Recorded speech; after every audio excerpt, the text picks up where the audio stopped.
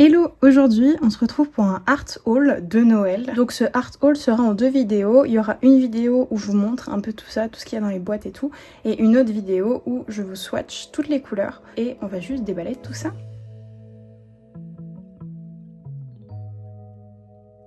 On va commencer avec ce qui vous intéresse le moins, je pense. C'est du papier Paint-On. Donc c'est le papier que j'utilise d'habitude et j'en avais plus en A4 tout simplement.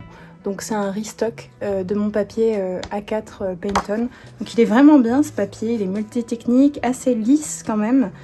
Donc on peut faire du mix média dessus. Et c'est vraiment un papier qui est très très cool. Donc voilà.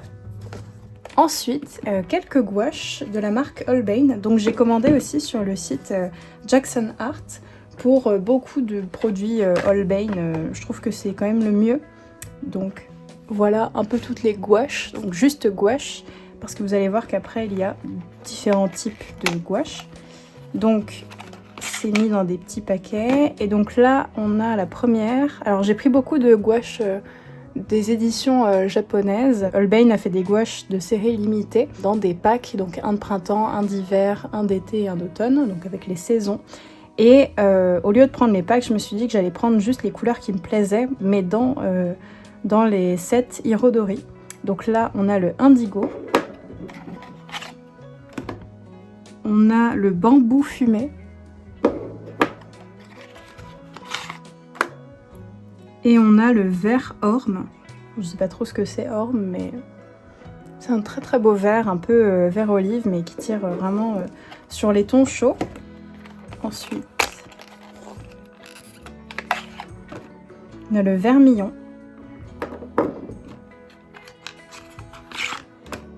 Alors ça, c'est un jaune qui est très bizarre. C'est un jaune qui se rapproche beaucoup du vert et je trouvais ça hyper beau, donc là sur l'emballage.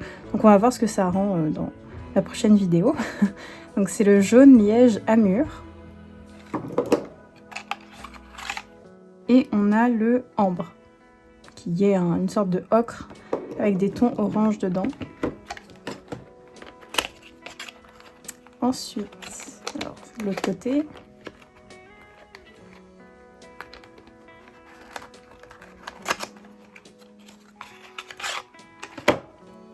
on a le jaune Caria japonica, qui est un jaune qui se rapproche beaucoup du orange.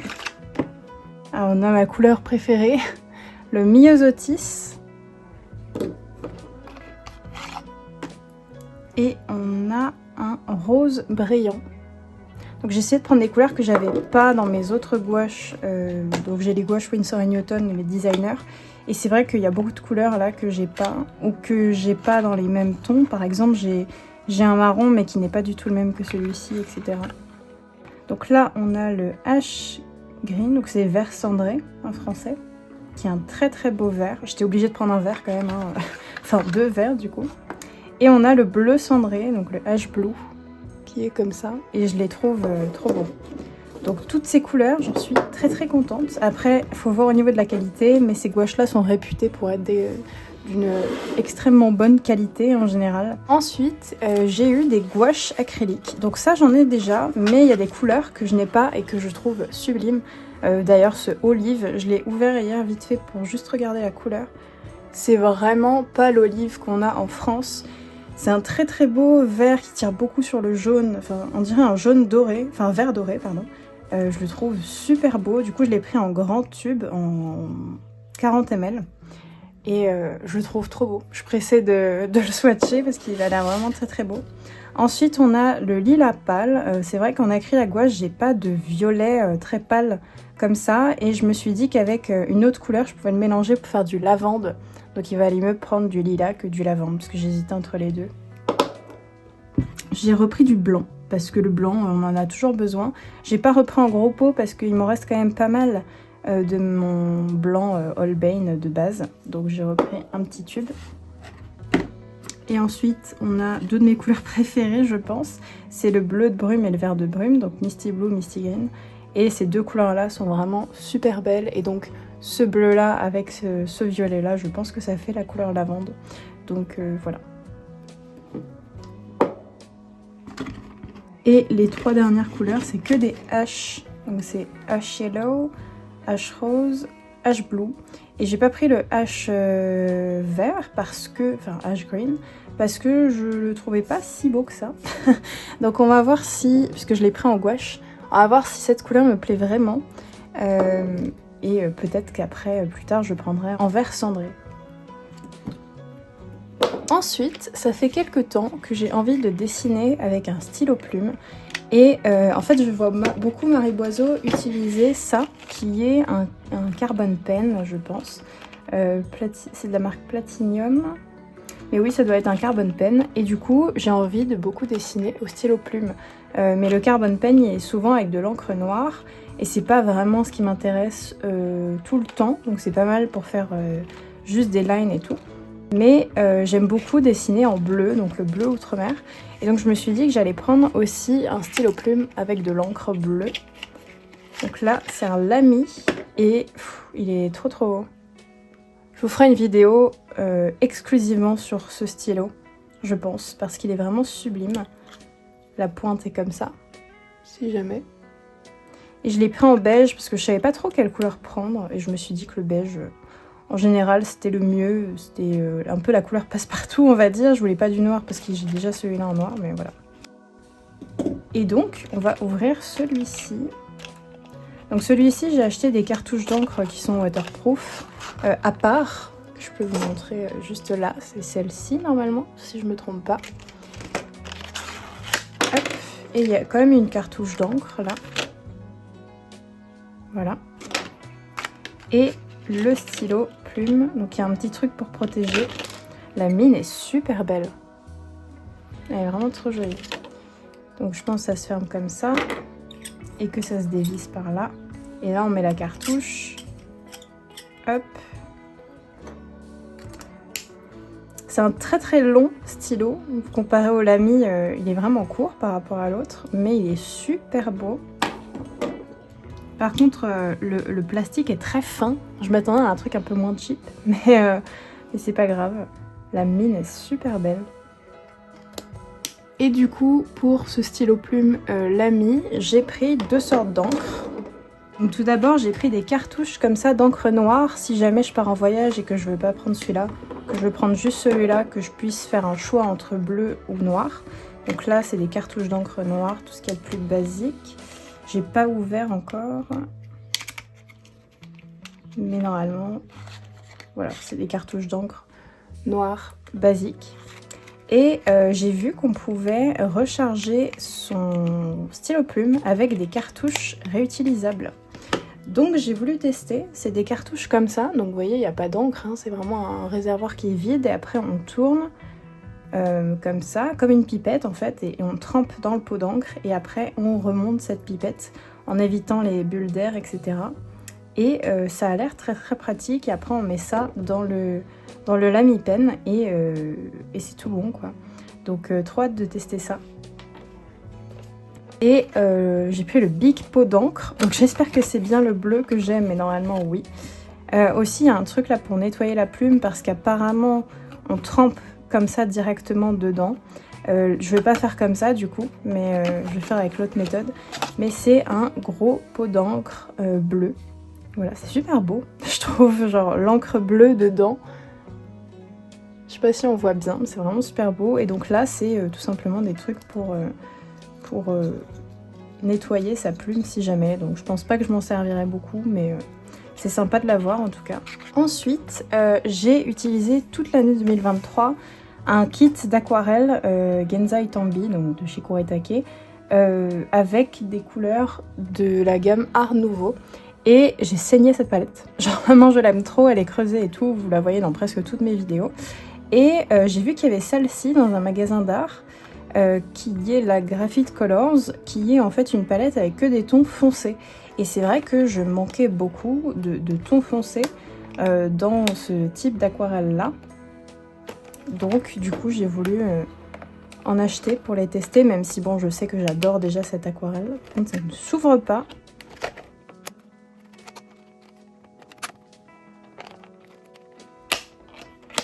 Ok. Oh la vache. Ok, c'est bon. Bon, par contre, il n'y a pas de couvercle. Donc Donc si je fais ça, il y a tout qui tombe. Donc ça, pour le transport, je pense pas que je recommande, on va dire. Mais après, pourquoi pas le mettre tout ça dans une petite boîte et les utiliser comme des godets d'aquarelle dans une palette, quoi. Sinon, le tour est très très beau, mais pas très... c'est très fragile, quoi. Donc, en termes de couleurs, on a un rouge graphite, un jaune graphite, un vert graphite, un bleu graphite, violet graphite et marron graphite. Donc, vous voyez un peu les couleurs ici, même si c'est très foncé. J'adore. Je pense que j'ai même pas besoin de swatcher, là. Je les trouve déjà sublimes comme ça. Donc voilà, j'ai trop hâte de les utiliser. Ensuite, évidemment, je pouvais pas passer Noël sans avoir des crayons de couleur. Donc j'en ai eu 12, je crois, au total. Et il y a 2 marques différentes, je crois. Donc d'abord, il y a les Derwent Lightfast que j'ai jamais testé. Et donc j'ai pris quelques couleurs pour pouvoir les essayer. Donc j'ai pris la couleur Ivy, Deep Blue, Green Earth, Cinnamon et Purple, donc qui est un pourpre. Et c'est vraiment des jolies couleurs pour tester une nouvelle gamme. Donc j'ai trop hâte de voir s'ils sont mieux que les Luminance, si c'est presque la même chose ou quoi. Et j'attends depuis des années de pouvoir me commander ces crayons. Donc je suis très contente. C'est les crayons Holbein. Ça fait très longtemps que je vais les essayer parce qu'apparemment ils sont trop bien. Et sur le site Jackson, ils sont pas si chers que ça, franchement, par rapport aux Luminance par exemple. Ils sont moins chers, donc vraiment belle surprise. Et j'ai pris quelques couleurs. Donc j'ai pas pris de ton pastel en espérant me prendre une boîte avec que des tons pastels. Donc j'ai pris le Cinnamon, Willow Green, Autumn Leaf, Fear Green et Moutarde.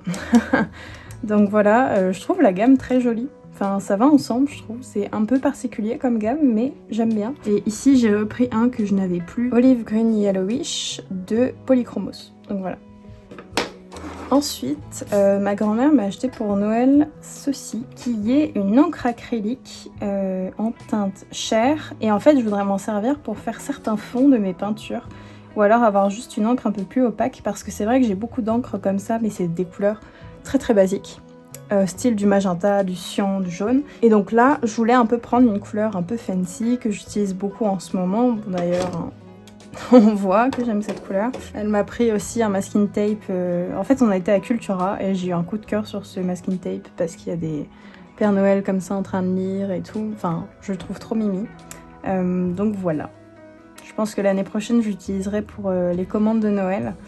Pour changer un peu du masking tape que je mets habituellement. Ensuite, j'ai eu un brush cleaner. Donc en fait, c'est un savon pour nettoyer vos pinceaux. Et pendant des années, je me suis dit que ça servait à rien parce que c'est clairement un truc que je pouvais faire sans avoir besoin...